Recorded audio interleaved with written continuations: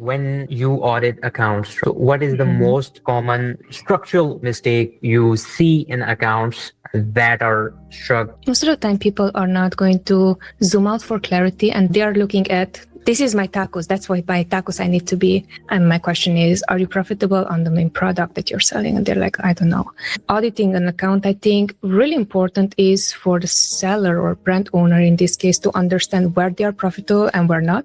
Based on that, we can tell, structurally it's very easy to spot mistakes. Structurally it's really easy to notice that 50% of your ad spend goes on nothing or out of strategy work rather than that is strategic. So those are the easy catches, Whenever someone would audit your account, there's like, yes, I can save you $7,000. I am in advertising. That is my bread and butter. So it's against me to not say that it's advertising. But if we are taking more steps back, it's not advertising.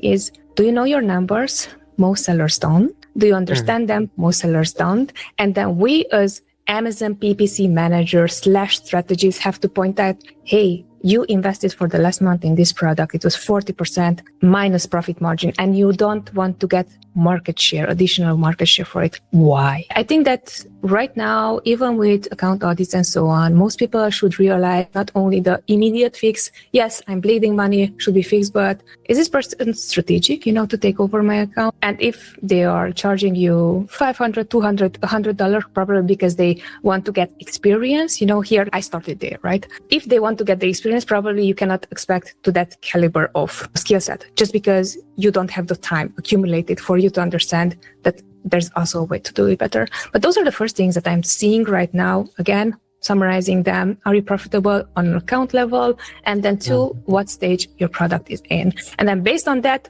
afterwards, we're going to go into the advertising section. Are your campaigns well structured? Do you have a clear naming structure for the campaigns?